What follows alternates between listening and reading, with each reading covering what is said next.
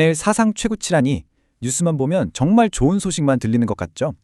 그런데 이 화려한 상승세 뒤에는 과연 뭐가 숨어 있을까요? 오늘 이 시간에는 시장을 진짜로 움직이는 힘이 뭔지, 그리고 혹시 모르는 위험은 없는지 같이 한번 깊숙이 들여다보겠습니다. 자, 그럼 바로 시작해볼까요? 자, 먼저 미국 시장부터 한번 볼까요? 와, S&P 500, 다우존스, 그리고 기술주 중심의 나스닥까지 뭐 하나 빠짐없이 정말 엄청난 상승세를 보여주고 있네요. 이 숫자들만 딱 봐도 지금 시장 분위기가 얼마나 뜨거운지 바로 감이 오시죠? 근데 이게 단지 미국만의 이야기가 아니에요. 바로 우리 한국 시장도 마찬가지입니다. 코스피 지수가 3,481.96, 장중에 사상 최고치를 찍었어요. 이건 뭐 전 세계 시장이 다 같이 축제를 벌이고 있다, 뭐 이런 신호로 볼 수 있겠죠. 아니 그럼 도대체 왜 이렇게 전 세계적으로 시장이 들썩이는 걸까요? 그 이유가 궁금하시죠? 첫 번째 파트에서는 바로 그 핵심 원인으로 꼽히는 미국 연방준비제도, 우리가 흔히 연준이라고 부르는 곳의 움직임을 한번 따라가 보겠습니다. 시장을 이렇게 끌어올린 가장 직접적인 이유 바로 이겁니다. 연준이 기준금리를 25bp, 그러니까 0.25%포인트 내려다는 소식이죠. 공식적으로는 고용시장이 나빠질 위험이 있다, 뭐 이렇게 설명했는데요. 이걸 쉽게 풀어서 말하면 경제가 좀 식을 것 같으니까 미리 돈을 풀어서 경기를 좀 띄워보자, 이런 의도라고 보시면 됩니다. 자, 그런데 여기서부터가 진짜 재밌어집니다. 이 슬라이드를 한번 보세요. 연준 내부에서도 의견이 완전히 팽팽하게 갈리고 있다는 걸 보여주거든요. 금리를 더 내려야 한다는 쪽, 이른바 비둘기파가 10명, 아니 신중해야 한다는 매파가 9명. 와, 이거 정말 딱 한 명만 마음을 바꿔도 연말 분위기가 확 달라질 수 있는 그야말로 살얼음판을 걷는 상황인 거죠. 바로 이 지점에서 첫 번째 경고등이 켜집니다. 마호니 자산운용 CEO가 한 말을 들어보세요. 시장은 이미 연준이 금리를 더 내릴 거야, 이걸 그냥 당연한 사실처럼 받아들이고 움직이고 있다는 거죠. 근데 만약에 실제 경제 데이터가 시장의 이런 기대를 받쳐주지 못하면 그때는 어떻게 될까요? 기대가 컸던 만큼 실망도 커지면서 시장이 흔들릴 수 있다는 아주 중요한 경고입니다. 자, 지금까지는 좀 큰 그림을 봤는데요. 그럼 이런 거시적인 흐름이 우리 주변의 개별 기업들한테는 어떤 영향을 미치고 있을까요? 지금부터는 완전히 다른 길을 걷게 된 두 회사의 이야기를 통해서 이 시장의 밝은 면과 어두운 면을 동시에 한번 살펴보겠습니다. 이야기를 시작하기 전에 HBM이라는 단어, 이거 하나만 간단히 짚고 넘어갈게요. 요즘 뉴스에 정말 많이 나오죠. 고대역폭 메모리라는 건데 쉽게 말해서 엔비디아 같은 회사가 만드는 최첨단 AI 칩을 돌리는데 꼭 필요한 아주 고성능 메모리 반도체입니다. 한마디로 AI 시대의 심장 같은 부품이라고 할 수 있어요. 바로 그 HBM 덕분에 삼성전자는 이번 시장의 확실한 승자가 됐습니다. 엔비디아의 품질 테스트를 통과했다는 소식 딱 하나에 주가가 무려 4% 넘게 뛰었으니까요. 지금 불고 있는 이 AI 열풍과 시장의 좋은 분위기가 어떻게 한 기업의 성공으로 이어지는지, 이걸 정말 제대로 보여주는 사례죠. 하지만 모두가 이 파티를 즐기고 있는 건 아니었습니다. 시장이 막 사상 최고치를 경신하면서 환호하던 바로 그 시간에 KT의 주가는 오히려 4.3%나 뚝 떨어졌어요. 거대한 상승의 물결이 모든 배를 다 띄워주는 건 아니라는 걸 정말 너무나도 명확하게 보여주는 장면이죠. 아니 왜 그랬을까요? 이 표를 보면 그 이유가 명확해집니다. KT나 롯데카드 같은 회사들을 주저앉힌 건 시장 분위기가 아니었어요. 바로 내부의 문제였죠.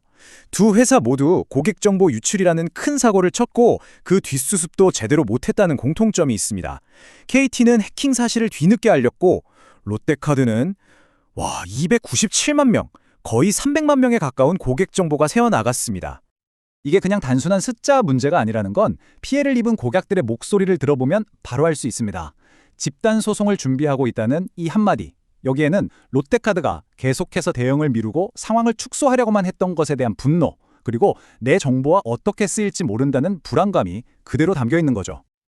자, 이제 잠시 숨을 고르고 완전히 다른 관점에서 지금 이 상황을 바라보는 주장을 한번 들어보겠습니다.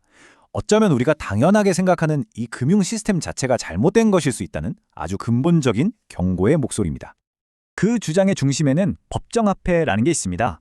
정부가 발행하긴 하는데 옛날처럼 금 같은 실물 자산으로 그 가치를 보장해주지는 않는 돈이죠. 책 부자 아빠 가난한 아빠로 유명한 로버트 기요사키는 이걸 아주 직설적으로 가짜 돈이라고 부릅니다. 기요사키의 논리는 아주 간단해요. 이 3단계로 딱 정리됩니다. 첫째, 중앙은행이 돈을 막 찍어내요. 둘째, 그럼 돈이 흔해지니까 돈의 가치가 떨어지죠. 이게 바로 인플레이션이고 여러분의 예금 가치가 녹아내린다는 뜻입니다. 셋째, 그래서 결국 가치를 지켜주는 건 비트코인이나 금처럼 양이 정해져 있는 진짜 자산뿐이다 라는 거죠.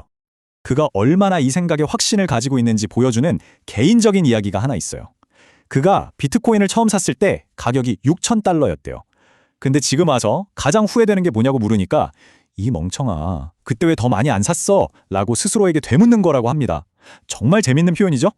자, 이렇게 시장을 보는 여러 긍정적인 시각과 또 아주 비판적인 경고까지 살펴봤는데요. 그럼 다시 현실로 돌아와서 지금 이 뜨거운 파티 분위기를 한순간에 망쳐버릴 수 있는 구체적인 위험 요소들은 뭐가 있는지 하나씩 짚어보겠습니다. 먼저 미국 쪽부터 볼까요? 먹구름이 몇 개 보입니다. 첫째, 인플레이션 데이터. 만약에 물가가 생각보다 높게 나오면 어떻게 될까요? 연준이 갑자기 안 되겠다, 금리 다시 올려야겠다, 그 태도를 바꿀 수 있습니다. 그럼 시장은 바로 얼어붙겠죠? 둘째, 월가와 연준의 생각 차이. 시장은 연준이 금리를 아주 많이 빨리 내릴 거라고 기대하는데 사실 연준은 그렇게까지 약속한 적이 없거든요. 이 기대가 깨지는 순간 실망감이 엄청날 겁니다. 마지막으로 정부 셧다운 문제. 11월 21일까지 예산안 처리가 안 되면 미국 정부가 멈춰설 수 있어요. 이건 경제 전체에 엄청난 불확실성을 던지는 정치적인 시한폭탄 같은 겁니다. 이런 위험이 어디 미국에만 있겠습니까? 바로 우리나라에도 만만치 않은 문제들이 있습니다. 금융정책을 총괄하는 금융위원회에서 갑자기 고위 간부들이 전부 사표를 내는 일이 벌어졌어요. 리더십에 구멍이 생긴 거죠. 정책 방향이 어디로 튈지 모르는 상황이 된 겁니다. 여기에 정부 조직 개편 문제까지 겹치면서 혼란이 더 커지고 있고요. 심지어 감독기관인 금감원 노조가 역사상 처음으로 밤에 시위를 하겠다고 예고했습니다. 내부가 이렇게 흔들리는데 이게 시장에 좋을 리가 없겠죠. 그래서 결론은 이겁니다. 지금 시장은 한쪽에서는 연준의 금리 인하라는 아주 강력한 호재가 끌어당기고 있고 다른 한쪽에서는 우리가 방금 살펴본 여러 불안 요소들이 발목을 잡고 있는 말 그대로 팽팽한 줄다리기를 하고 있는 상황이라고 볼 수 있습니다. 사상 최고치라는 화려한 기록과 그 뒤에 숨겨진 여러 위험 신호들. 이 복잡한 상황 속에서 여러분의 눈에는 지금 무엇이 더 크게 보이시나요? 새로운 기회일까요? 아니면 피해야 할 위험일까요? 이 질문을 여러분께 던지면서 오늘 이야기는 여기서 마무리하겠습니다.